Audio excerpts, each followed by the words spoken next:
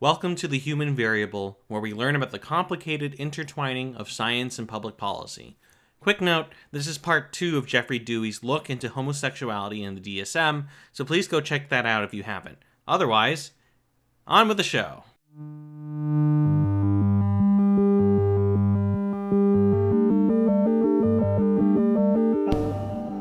Welcome to the second part of our two-part series on when, how, and why homosexuality was clinically classified as a mental disorder.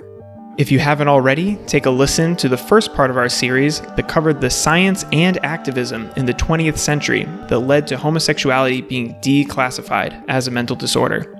Our guest from part 1 of this series, Dr. Drescher, reiterated just how long it takes to achieve institutional change. Let's take a listen to a few of those clips now. The changes really didn't happen right away. It took probably more than about 25 years between the first publication of the Kinsey study and the removal of homosexuality from the DSM. This is a lesson to your generation. Things take time. And there are several lessons about how things take time in this study as well. So the ICD-11 came out in 2019, and the ICD-10 is what we're using in the United States. Even though the ICD-10 first came out in 1990-92, Oh, wow. but the U.S. did not adopt it until 2015. So you have to think in terms of decades.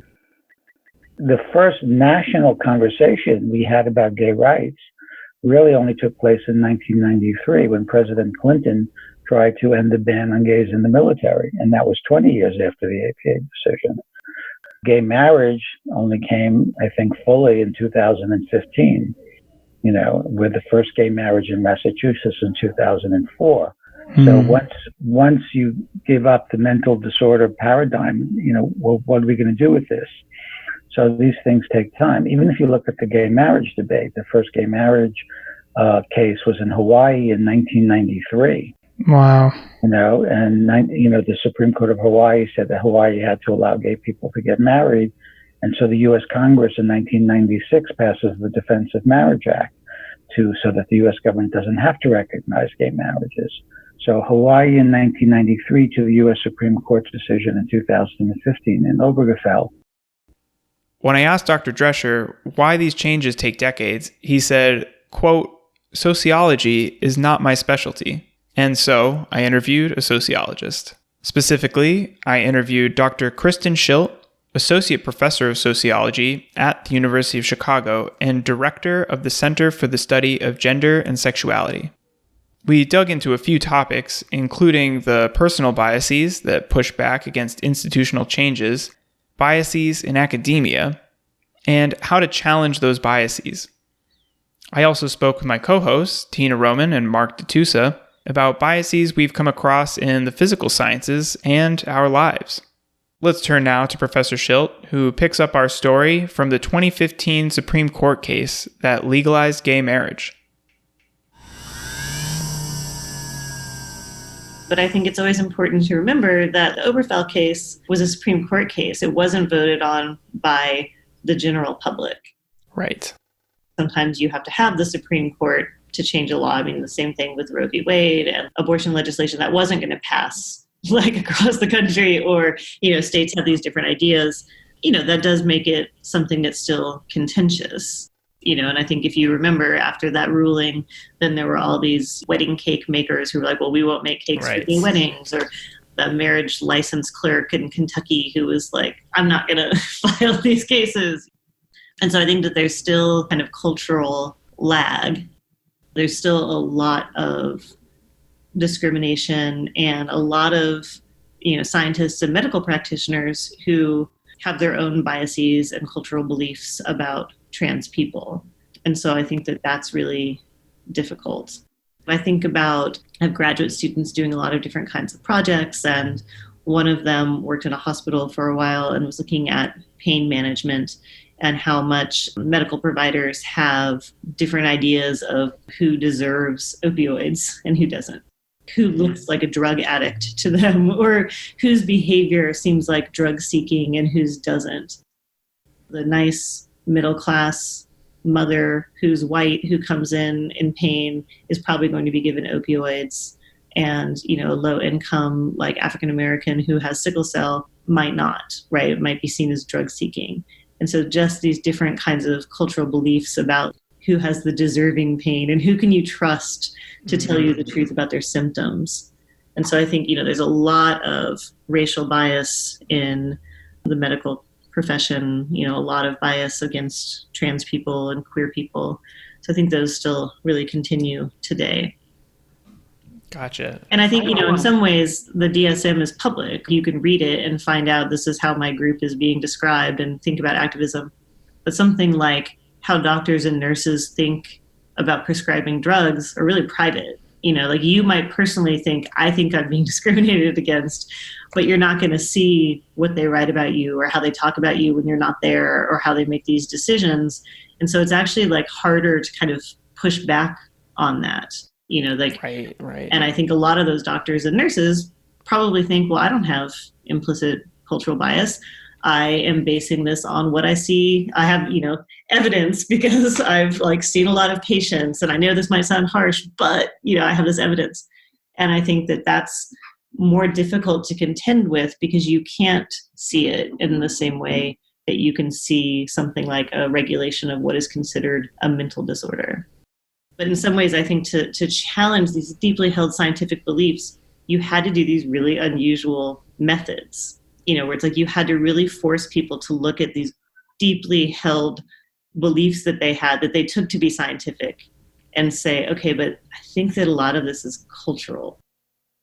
During my conversation with Professor Schilt, she gave an excellent example of another person who used an unconventional method to challenge a fundamental belief that was held by professionals in the field. This study was conducted by a psychologist, David Rosenhan.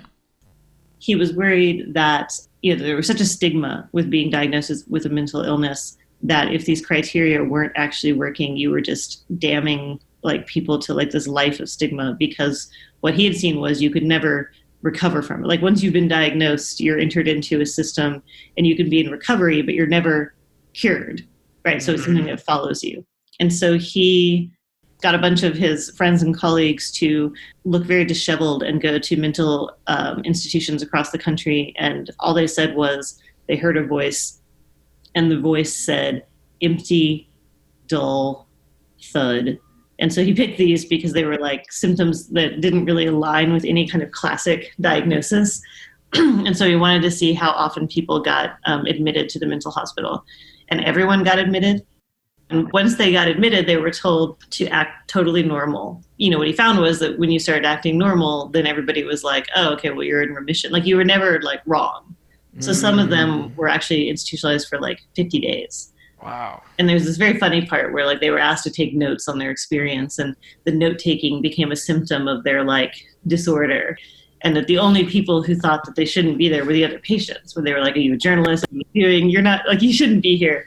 But that the doctors and nurses just looked for information that confirmed their diagnosis, as opposed to something that didn't confirm it. When he published the study, the field of psychiatry went nuts, and people were really mad and felt like it was unfair because you don't go into your hospital thinking, oh, I bet there's a fake patient coming in and I have to identify them.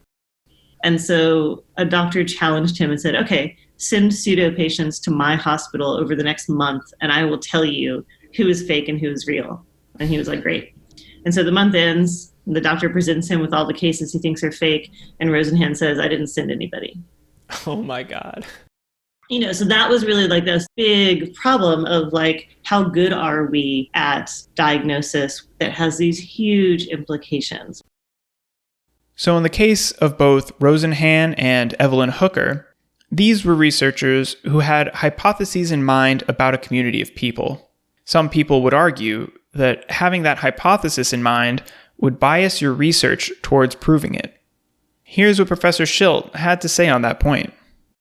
I think, obviously that's something that people have to contend with all the time. I personally would go in with questions that I was willing to find out a different answer to. That is something that sociologists would agree with. The idea that if you don't identify as an activist, that you somehow don't have some kind of bias, or not even a bias, but like a belief about the way the world is that you often confirm through your research, right? Because even if you're doing quantitative work, it's like the way that you word the questions, the way that you code a variable. Like, I mean, it has to do with your ideas of what is normal and what is taken for granted. People who would identify as activist scholars or who are identified as that by others carry more of this burden because people are like, oh, but you want to find inequality. Like, you think that there's, something bad or inequality, or you want to, you have this agenda. And, I think everybody has an agenda. It's more about being open about it and being willing to think about the work that you're doing. And, I think not everybody thinks that objectivity is the best way to do research. I mean, I think there's a lot of debate about that. Like, this belief in objectivity is what allows a lot of people to be neutral when there's enormous suffering and inequality, right? Or to feel like, well, if I don't have data that supports a policy change. Like, I think you see this in debates about defunding the police, right? That there could be plenty of social scientists who would say, well, yes, I agree, it's not working. But until we have good policy data on all of these things, and, I think the question for other people is, well, how many people are going to die while we do that? And like, what does that even mean? So far in this series, we've heard a lot about biases in the medical and psychological community. Let me bring in my co-hosts, Tina and Mark, to discuss the biases that we've witnessed in the physical sciences community. I'm not really sure where to begin because I have this like laundry list of experiences of my own and of my peers.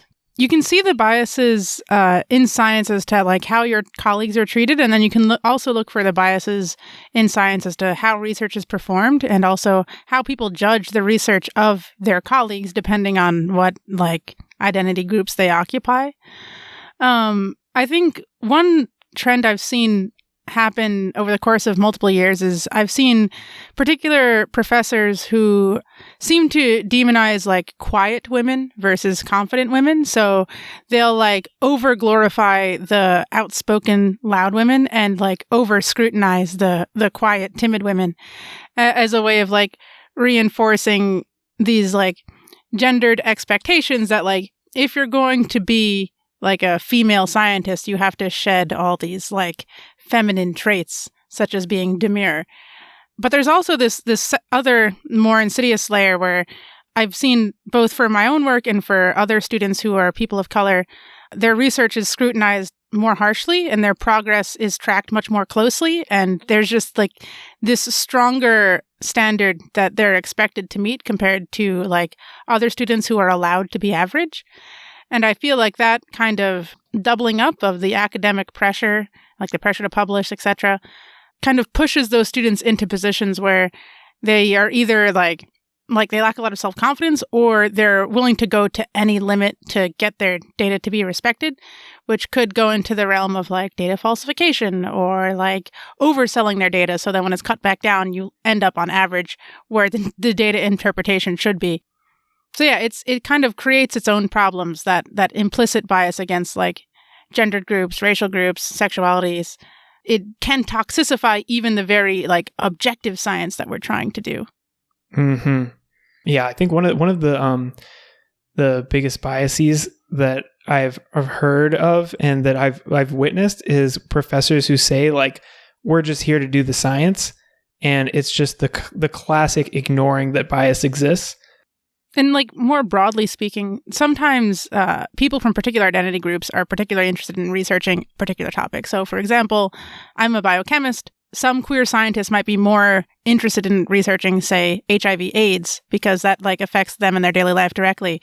There are a lot of disparities as to how drugs can affect people of color, because we usually aren't present in large enough numbers in drug trials to reveal the fact that like drugs could affect our biology differently on average.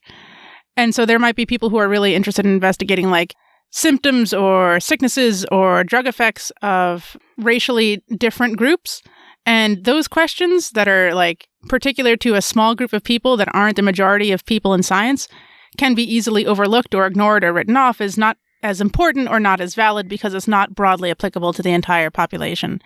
And I know the Department of Medicine has talks about this at least annually, But it can even affect the projects that like people from these groups are allowed to do, because maybe their interest in researching work that applies to their group isn't considered valid. I don't have my own experiences really to draw upon for obvious reasons, and I don't really want to speculate about other people's issues, but I will say that I think something that's on the minds of at least Tina and I, maybe Jeffrey just saw this, but the movie Picture a Scientist, which is focusing on the biases against women in science. I think that movie does a really good job of trying to say how these different biases, whether you realize it or not, are affecting women in our field. When you're a minority in a field, you have this added pressure of you represent basically your whole community because people only know so many of them. Like, as a Jew from the South, I had a little bit of this as well. Like, I was basically the only Jewish person people knew. And so I was judged on that standard. And again, I will go out of my way to say, like, it really didn't affect me all that much, but I at least have a small understanding of it. And I think that's something that everyone should consider. It's like, there is that added pressure, just like Tina was talking about. Yeah, that's for sure a thing. Like whenever conversations in the department come up about like, how do we get more Black students, or how do we hire more Black faculty? They like look to me and the one other Black student in the program, and they're like, okay, answer our questions. You should know. These are your people. It's like, I mean, like, they don't want to, like, there's two sides of it, which is like, they shouldn't be speaking for you, but it's like, but also you shouldn't have to be expected to know as well, right? It's a difficult thing. Mm-hmm. There are probably other academics who've answered this question that they could like educate themselves about. Correct. Right. And this actually ties back into the biases that I've observed. When I have these conversations, I often bring up like, hey, sociology actually studies these problems. So instead of like working off of my like personal anecdotal experience, which is definitely not every person's of color experience, why don't we look at the research? And usually that's not received well at all. At least in the biological sciences, because sociological and psychological research aren't as respected in the biological sciences. Well, what are you going to go to? Like, yeah, that just sounds like you're being lazy, honestly. Yeah, but basically they say like, well, how do we know if that's like real, if like the sample sizes are valid, if like the data is like trustworthy? Okay, do you want to go with your sample size of the people in this room, or do you want to go with the sample size of whatever the study was? 50 or whatever, yeah. Yep. I mean, I've made these points, but you'll at least I've observed these responses more strongly in like physical sciences faculty than biological sciences, but I've definitely gotten it in both rooms for sure. Yeah, no, that makes a lot of sense to me. You know, I've been thinking actually that like we should be pouring so much more money into doing just like bigger sociological studies. In some ways, it is a little true that some of the sample sizes aren't as big as they should be or could be, because we're talking about people, which can have a lot of variation. So like, why don't we just invest more money into that? You know, we need to spend like millions of dollars on big studies with like 10, 20,000 people instead of like 100 people. And obviously you can learn a ton, but me and my partner were actually just talking about this like 2 days ago. All the big psychological papers that get published these days are metadata studies, where they take a bunch of old studies that other people have done and they recombine the data and they reanalyze the data and they come up with new conclusions because the like sample sizes are larger. And I said, like, why doesn't the federal government fund studies in such a way multiple institutions, multiple labs could do the same experiments across the nation, and then all that data is combined and analyzed? And the real reason why we don't do it that way is because the grant structure makes like research a competitive thing, where you don't want to collaborate with labs across the country all doing the same experiment, trying to publish one paper with like 15 different labs on it. But that's another science policy discussion of like, if we change the science funding structure, could we get different kinds of research out there?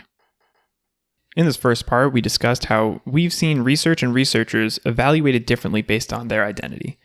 We also discussed how a person's identity may affect what research they are interested in pursuing, but research that is more widely applicable is funded instead. And finally, we talked about how there's an added pressure on minorities to represent an entire group. Scientific leaders could instead look to sociological data, but tend not to due to stigma towards social sciences that in turn contribute to a vicious cycle of underfunding. In the next part of the discussion, we moved on to some more biases we've seen and different strategies to call out those biases. This is a random bias that like a few of my friends have experienced that I just thought I should put on the table is I don't know if you've experienced this, Tina, but I know some people, they're women, and they wanted to like work with a postdoc to get some data or to have them help them with like learning an experiment or learning how to do something. And they were actually told like, oh, well, you know, they probably don't want to do that. So I think you're going to need to like take them out to coffee, you know, really like show them a good time, like treat them to something, and then maybe they'll do it for you. Whereas me, if I have a problem and I need like a postdoc's help or something, I can either ask or a PI will tell me like, oh yeah, I'll make sure that they like go and help you. And so this gender bias of like, well, you know, if you're a woman, you have to like be really kind and you have to approach them and make sure that you're like doing everything right, and then maybe they'll help you if you're kind enough. And that just blew me, because it happened to multiple people I've known, and that just blew me away. Wow. Yeah.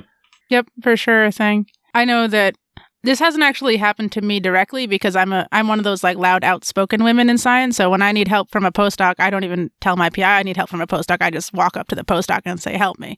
Mm-hmm. I know a couple of my friends have also had a similar experience where they need the expertise of someone else and their PI is not willing to email that person to say, hey, help my student. It can't be proven that the PI has chosen to make this decision based on the fact that the person who needs the help is a woman versus if they were a man. But there are many other microaggressions that these kinds of PIs do towards women that makes you expect that would be the cause. Yes. And I think that also adds to the complexity of identifying these biases.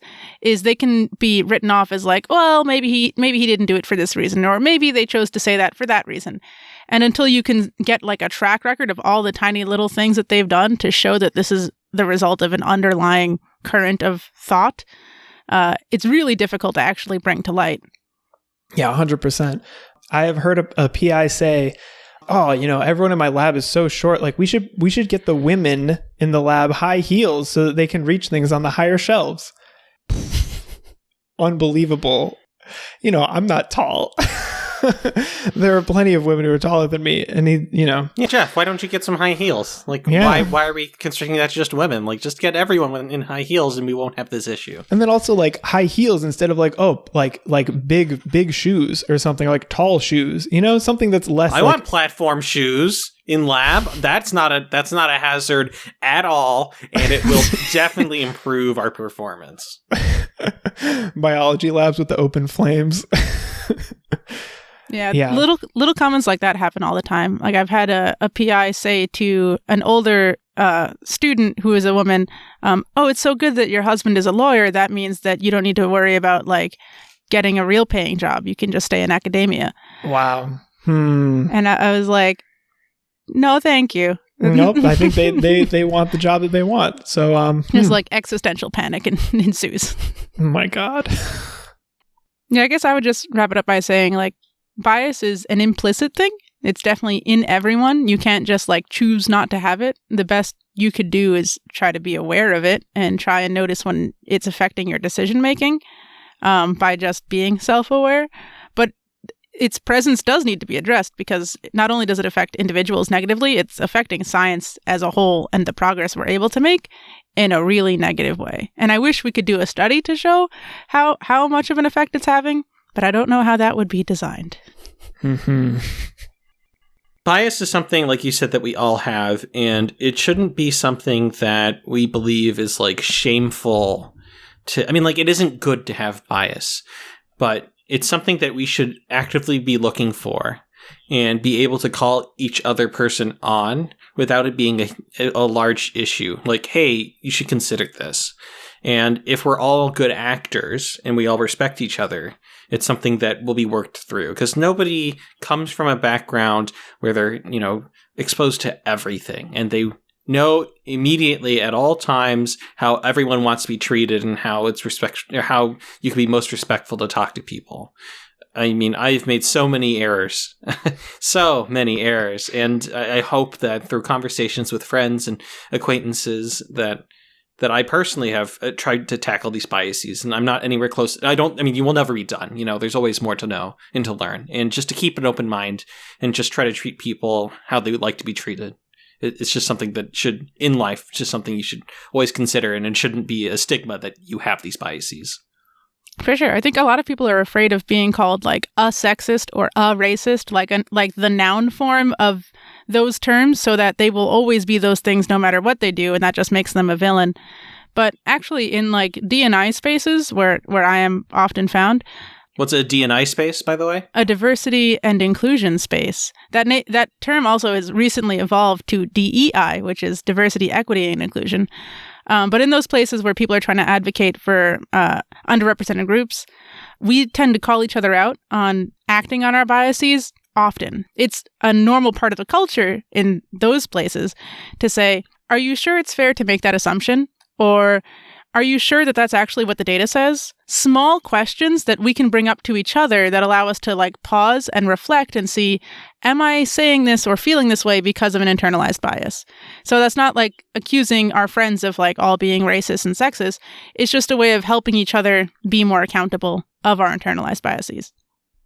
Yeah, definitely. Yeah. And then this is random, but like when I was in college, actually, I was very much learning. I was in a stage of learning about all of these different things about implicit bias. And me and my friends kind of learned about microaggressions and what that meant.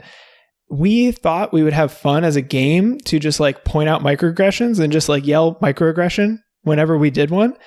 And it was actually really fun. And it happened like 20 to 30 times a day. And then because we just over time stopped using them because we were actively trying not to get called like microaggression. And I actually learned a ton of things that I was saying that were totally microaggressions. And now I've stopped saying them. As many as I can try to stop saying. I'm so surprised that turned into a positive thing, because that could have easily been like making fun of microaggressions. I think that's how it started, right? And but we took it seriously in that we also had a couple people in our friend group who were in these classes and were learning about the actual theory and learning what these microaggressions really were. So we kind of had like arbiters who were like, this is a microaggression, or like, no, you're being ridiculous. This is not a microaggression. I'm not saying that everyone should do this, but I'm just saying that like... it raised awareness for you, at least. And it raised awareness. Exactly. We were all very close friends, too. That helped to not take it in a rude way. I mean, I think that could be a useful exercise. Like one day, sit down and try and like pay attention to what you're saying and like see how many like low-key microaggressions you drop. It's difficult to do by yourself, though, because you have to like first figure out what a microaggression is and like what it can be and like really expose yourself to all the different possibilities of that first. But I do think that would be a fun exercise to do. It's like there's a parallel to this where to get an idea of how much plastic has interrupted our lives, count the number of times your hand touches a piece of plastic each day. And it'll get up into like the hundreds in one day and you're like, oh my God, the earth is dying. Yes. Yeah. But I do like that microaggressions like exercise. After discussing some of the biases we've witnessed and the benefit of calling out potential biases, we took a bit of a detour to the golden rule. I wanted to ask, were either or both of you taught the golden rule growing up? Do unto others as you would have done unto yourself? Yeah. I mean, I definitely heard it growing up. Yeah. Yeah. I feel like that's the most toxic rule I've ever heard in my life. Because like, how do you know how other people want to be treated if they want to be treated like you want to be treated? To some extent, obviously that's true. You know, like people don't want to be hit, people don't want to be hurt, things like that. But like when it comes to other things of like how people want to be talked to or how people want to communicate, you don't know how necessarily they want to do that. And so the first thing you should do is learn how other people want to be treated. And then like you said, Mark, treat them how they want to be treated. Yeah, there's a corollary to the golden rule, which is that it can be misinterpreted as treat everyone how exactly you would want to be treated. But I think, at least the way I interpret it now, but I think even back then I interpreted it as you want to be treated in a way that you feel respected. So you should also treat people in a way that they feel respected. And that doesn't always mean the same thing. Exactly. So that corollary is, like you said, like learn. learn what that means. Yeah. Let's turn back to my interview with Professor Schilt and hear what she had to say about the current state of academia and best practices as a researcher or a professor. I think it's always kind of a mixture of thinking about what you've experienced and thinking about what your discipline has taught you, and then looking at what other people are telling you. What are community groups talking about? What kind of work are they doing? that's a lot more work. I mean, I think that it's much easier if you're like, I'm just going to follow a protocol and be removed from the quote unquote real world, right? And have evidence and findings. Like, that's a lot easier in some ways. But I think it is important to be more responsive to the world if you actually want to create like greater equity.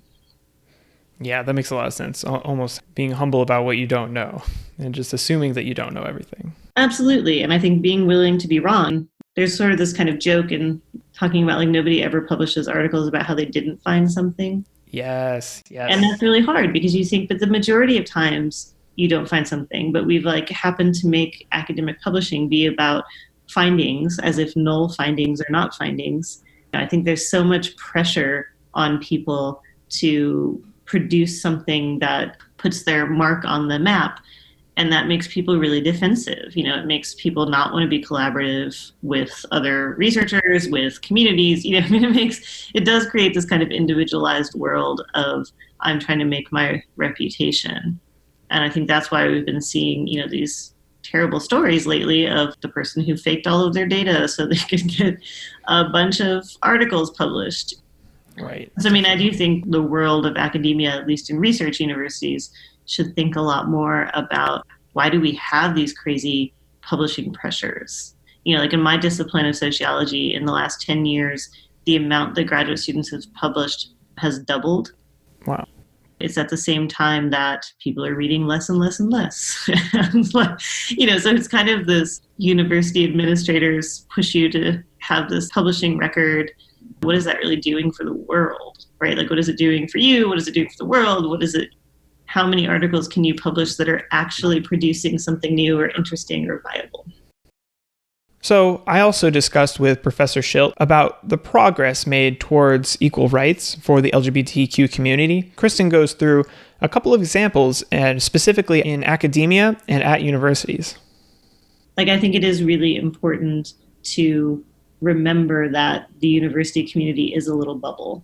We tend to be a more socially liberal campus compared to other campuses.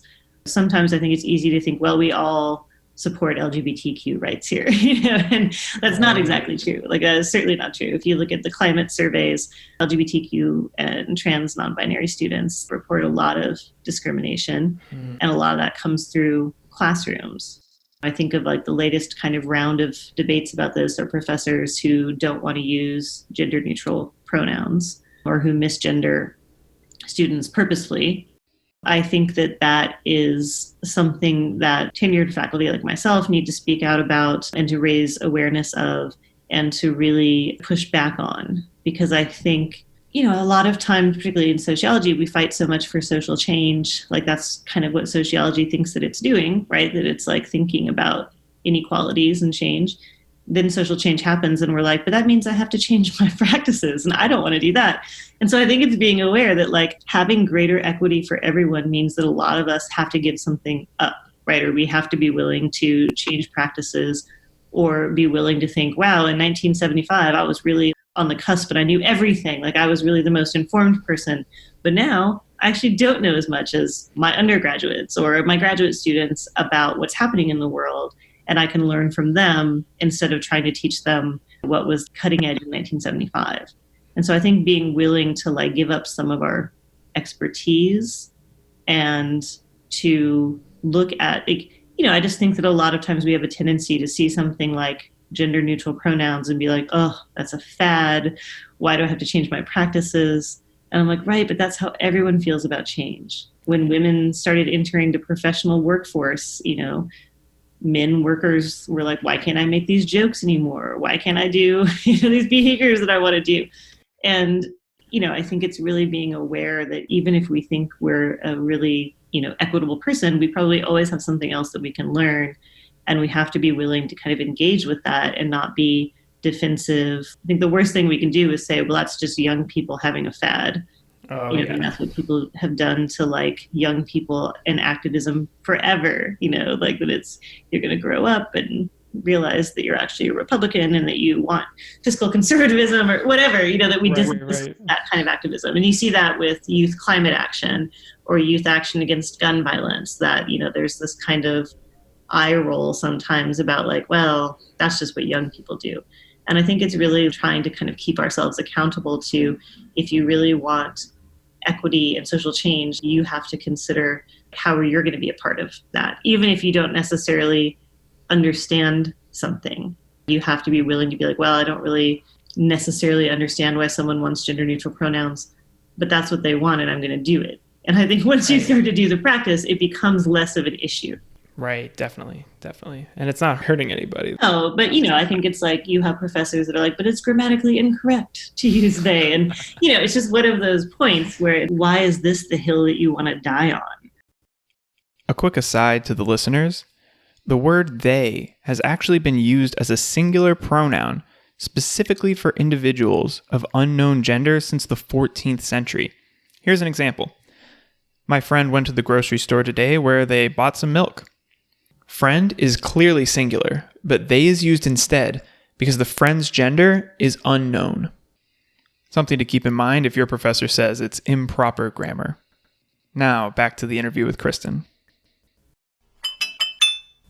All it takes is for you to have to think before you speak. And sometimes you're going to get it wrong and it's going to be embarrassing, but you can work through it.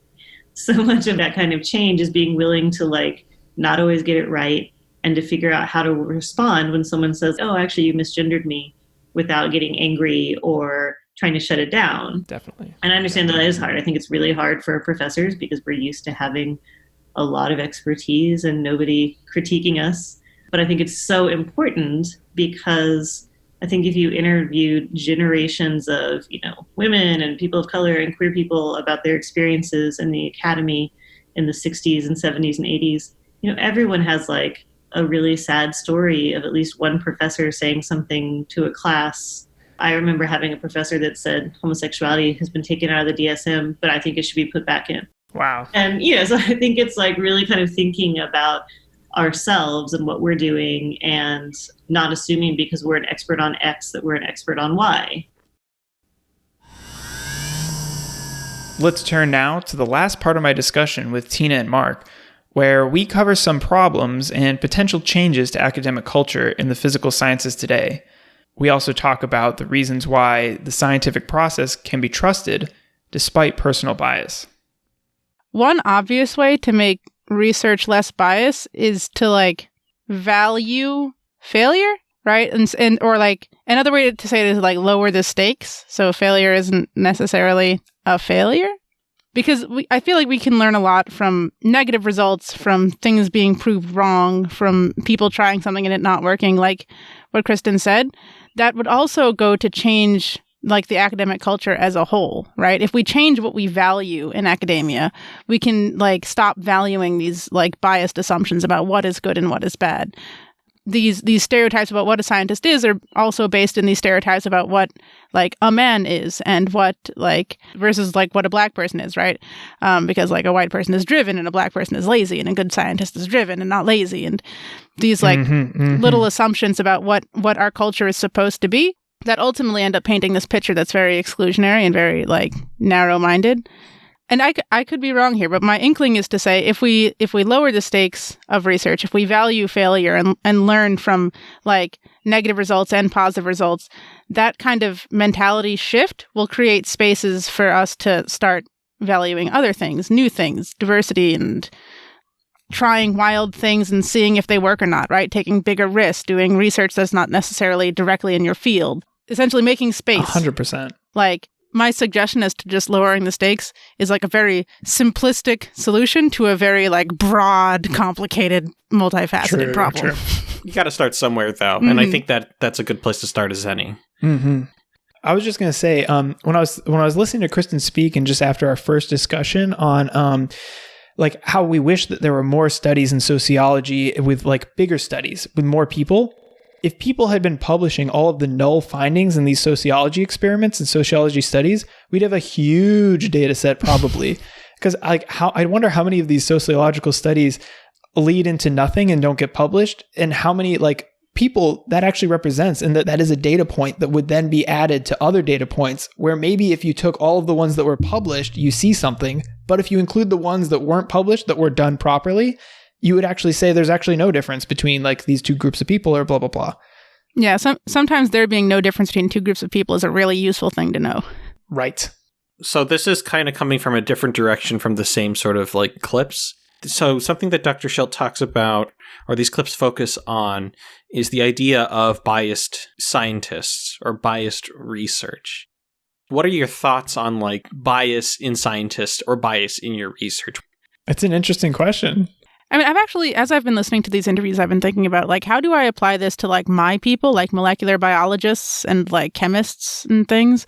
Because, like, our research is often, like, take this inert molecule, mix it with this other inert molecule, see if it does a thing, right? And it's like, how does that affect human beings? So it can be removed, and I feel like the closer you get to, like, the physical sciences and just, like, raw theory, that it gets more and more and more removed. If it's so removed from humanity, how can your bias possibly interact with it? It's a very difficult line to draw, but I think the clearest way that, at least in my field, you would connect those lines is like what research is being done and what research isn't being done. Like maybe we should be trying to solve the structure of like some mutant variants of a protein that we see only in African Americans and not in other people. Like maybe that would be valuable, but no one's going to take the time to do that. Mm-hmm. It's definitely a tricky question. Maybe you mentioned this in the first discussion, Tina, but like are sociologists specifically studying like how like racial bias changes a scientist's research is an interesting question. When Kristen said that some people are arguing that being objective is not the best way of doing science, and that sort of having an opinion and having a bias is actually like an okay way of doing science, as long as like the community responds and tries to prove you wrong and all the data and practices are done properly. Like that was the implication. I feel like that's already happening in some ways in the sciences, because I hear a lot of scientific discussions where professors will say like, I know X is happening, or I'm sure X is happening, and I'm just trying to prove it. If you were a sociologist or something like that, you'd be told, oh my God, you're an activist. Like you're just trying to see the result you want to see, blah, blah, blah. But it works out pretty well in the sciences, where people then get in like heated discussions and you can be a little more honest with what you're trying to get at. Thinking more about it, maybe outwardly projecting what your hypothesis is and what you are expecting to see is really beneficial.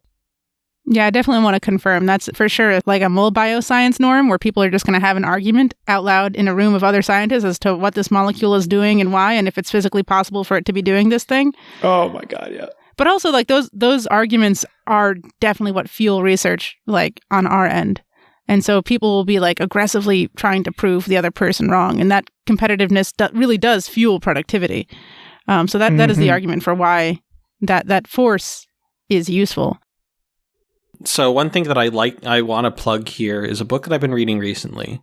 It's called Why Trust Science by Dr. Naomi I believe the last name is pronounced Oreskes. It's Oreskes. The whole book is like an exploration on why we as a society can trust science. And it looks very deeply into the sociology of science and scientists. The point that she makes is the more viewpoints and the more backgrounds that we can incorporate into science in the discussion of science, we are going to get closer and closer to an accurate representation of the truth. Scientists are people, and people are inherently biased. If somebody tells you that they aren't biased, they're lying. The purpose of a scientific community is for us to come together and look at a finding and look at the research and say, well, from my viewpoint, this is flawed because of this, this, and this. Or from my viewpoint, I would have gone about it a different way, or have this discussion, right? And if we have more people coming with different viewpoints, hopefully we'll be able to convalesce as a group, as a society, around some answer that is very close, a close approximation of the truth.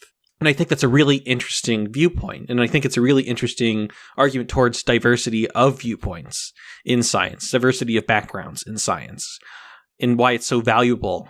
And the book just does a really good job of just pointing out different failures of science over the years in one of the sections, and how a more candid discussion of our biases and how studies came together would allow us to avoid some of these issues that popped up. Do you want to plug that title one more time?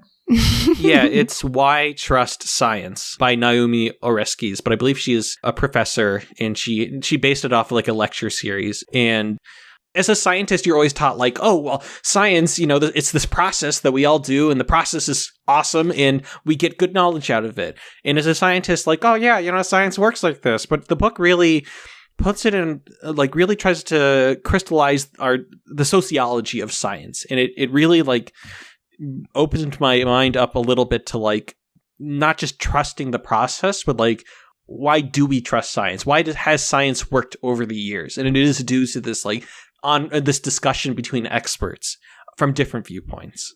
At least that's what she claims, but I think it's a very compelling argument. Hot take. Some people say science is a process, but from what you just said, it sounds like science is a community. What makes science science is the ability to like debate research and data and like challenge it. Definitely. You have to be able to build a community in which people feel comfortable in saying that they believe you're wrong. This is all centered around the idea of building a space in which people can come together and discuss these things and feel safe. Yeah, I was actually thinking about that as you were saying that. I was thinking like the only way you're actually gonna be able to have meaningful discussions like that, where you criticize someone's work really harshly and like question everything they've done for years really harshly, is if people trust you enough not to be attacking you personally, and trust you enough not to be attacking you because of your gender or because of your race. Right? People talk about why like people of color leave science so much. It's because it's impossible to parse criticism of our research from criticism of our beings. That's probably a factor in that whole mix. So creating a space where people feel safe to discuss these topics is another essential part. That's so true. As you say that, I'm just thinking about like one of the biggest problems is these like power dynamics between scientists. And so tenured faculty versus non-tenured faculty versus graduate students. I mean, graduate students have like zero power over their professor and their faculty right now. And so their ability to talk back to a faculty member, or even to just to like nail them down and ask them like, were you saying that because, I'm Black or because I'm a woman? It's much harder to do that, to feel comfortable doing that if you know that they are writing your letter of rec and they are kind of in charge of your career. And also, the scientific community, the way the grants work is that different, obviously, you guys both know this, but like for listeners who might not know this, the way the grants work is that like fellow scientists and professors review kind of each other's grants, not literally the people right next to them, but people that they know in the field. And so if anyone can think negative thoughts about you, there's no way they're not going to look at your grant and think about you and then say, ooh, I don't know, I don't like this person for XYZ. And maybe those reasons why they don't like you are biased. So one thing Kristen said was that you should be in the communities that you're studying. Not just in sociology, but I think you could also apply that to like medical research and health research, public health research. People research. There are many incidences of those kinds of researches being applied to human beings in ways that are really inhumane. Getting involved in the community definitely is, like, the people who your research affects, like seeing value in them and interacting with them and seeing them as people in your head is going to change how you design your experiments and how you consider the results of your experiments and how you respond to them. Again, it's less applicable in like the molecular biosciences and chemistry and physics. But even then, I know of a professor in physics who, when he goes to use these telescopes that are usually built on mountains, and sometimes these mountains are in native lands, you know who I'm talking about, Mark. And so he's really involved in this like activism around Native American communities and Native communities, so that when he's doing his research, he's not infringing on these communities' rights, because even though he's staring into space, he's using like the spaces that are important to these people who are already here well before his field was. Yeah. And as I think about it, we're also all at universities that are surrounded by communities. And so like, as we're doing our research, universities do produce like a lot of waste and a lot of, they have impacts on the communities around us. Like they could really increase rent prices, things like that. So now that we've discussed a bit about the challenges facing academia and universities and how we can avoid biases, let's hear what Kristen had to say about making sure that your research, and specifically sociology research, has a positive impact in society. I mean, I think working with communities who are bearing the burden of this kind of cultural stigma is really important. I have worked closely with LGBTQ organizations, but also just LGBTQ people, everyday people who might not consider themselves activists, but want to take part in research that they think might create greater freedoms and greater acceptance, maybe not for them, but for future generations. And so I think that is really important. I try to make it a practice to present my work or to be available to a lot of different community organizations. It's very important to me in my writing that anyone could pick it up and read it, that I try not to use particular sorts of jargon or to make it something that is a barrier for other people, people who I'm talking about or I'm working with, being able to read it and enjoy it and find something useful in it. Making sure that you leave the university bubble, which is a tiny bubble. You can really forget about the kind of broader world and do lots of kind of public facing. And I think, it's not just that I go and lecture. I think I go and I learn more from people. I try to have conversations. I'm really interested in seeing how people take up my work or having conversations about it, but also what they're working on and, how I might be able to be helpful. Doing different kinds of informational sessions for medical students or scientists, I think really trying to leave, academic publishing is great and that's what gets you a job and, it's really useful and it creates this record, but you also have to be able to think about how your work can travel more and how you can talk to people who might not be reading a sociology journal or something like that. Right. Do you feel like that culture has been changing in sociology broadly in academia? I think there's always been a more activist scholar community in sociology. It certainly isn't presented as the kind of mainstream, but I think most scholars who are committed to racial justice or gender equity or LGBTQ studies have a kind of activist element in their work, working with communities, making sure that they're doing this kind of more community-centered research as opposed to kind of parachuting in, getting some data, and then leaving after you've published. That's always been there, but I think there's more graduate programs now that are allowing students to be open about that as opposed to being like, well, it's fine if you want to do that on the side, but make sure you publish in the top journals or something. Right. Professor Schilt had some advice for us graduate students. Let's take a listen. This is where I think that interdisciplinary communities, whether those are activist communities or scholarly communities or social communities, are so important. Getting to know graduate students in the humanities and in the social sciences who are probably working on really different things. And it's not easy. I run an interdisciplinary workshop. And if we have someone presenting on demographic data, humanities grad students are often like, why did you choose to have a list of categories that people picked? Why aren't you deconstructing categories? And it's like people talking across different disciplines. But I think that getting out of your own field and what is considered normal and what is taken for granted is so important. And the university does have some opportunities for that. There are these really interesting grants for science students to work with humanities students. So they have these art grants.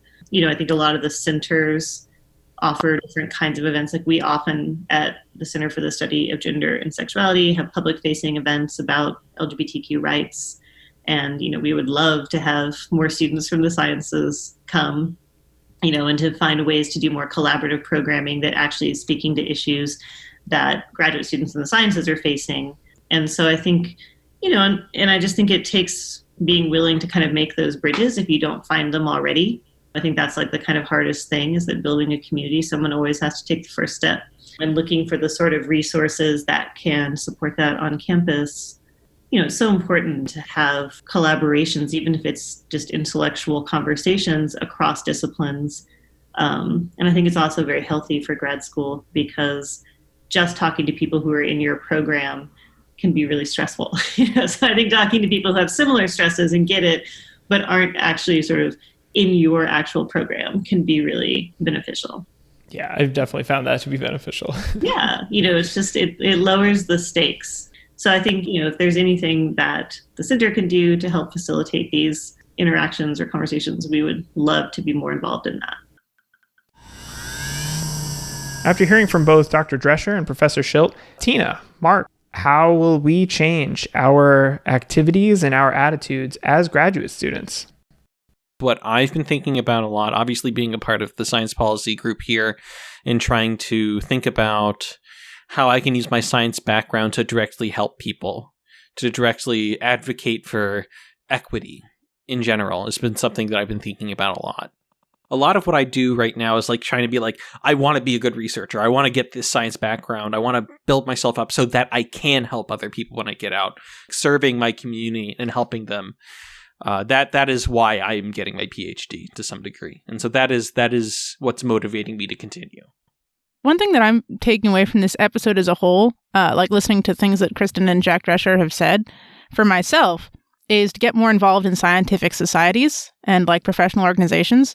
I don't know if this is a thing broadly in like the sciences or the biosciences, but a lot of the PIs that I know personally are not members of like various national organizations because I think it's a waste of time and a waste of money. You don't get anything out of it. Mm-hmm. And until very recently, I was of the same mind because I asked them like, should I join these societies? And they're like, no, you're not going to get anything out of them. They just have these conferences and they're just here to make money. But now like listening to how homosexuality was removed from the DSM, membership in like that American Psychologists Association was essential for having a say in these big, huge decisions that are happening. And like these big, huge organizations of scientists have the resources to make big activist moves if they chose to, right? Like if the American Chemical Society decided to say, hey, we're not going to tolerate lead in the environment anymore, right? And so we're going to change how we do our research, and we're going to lobby Congress, and we're going to like really get involved.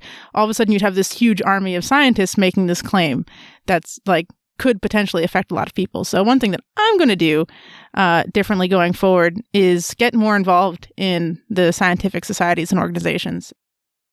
Me personally, one of the things that I am definitely going to try to incorporate more in like the way I do research and the way I think about engaging with other communities is it came up a lot when I was talking with Kristen about like as a scientist, you should just try and be very humble and be very open to other ideas. And so like you will always have a gut reaction of like, that's not what I was taught, or like, I don't think that's right. But take that extra second, really think about it. So I think that's definitely one thing I'm going to take. On that note, I think especially, we're all in the science policy group, kind of doing this podcast to reach other people. And so we're all involved. We're all thinking about science policy and not necessarily 100% only research. And I think one thing I want to do is get more involved, like Kristen said, with sociologists or other people and other grad students who are doing the research that I am totally unaware of and that I should definitely be aware of. Well, that does it for our 2-part series on the history of homosexuality being listed as a mental disorder and the biases surrounding that issue. From this episode specifically, I'd like listeners to just take away the complex nature of scientific research. We are all only human, full of implicit biases, but as a community, we can work together to challenge those biases with compassion. Funding for The Human Variable was provided by Research America. That's Research America, who are dedicated to elevating the importance of scientific research, innovation, and public health in the national conversation. The host of this episode was Jeffery Dewey. That's it from The Human Variable. Until next time, be a part of the solution.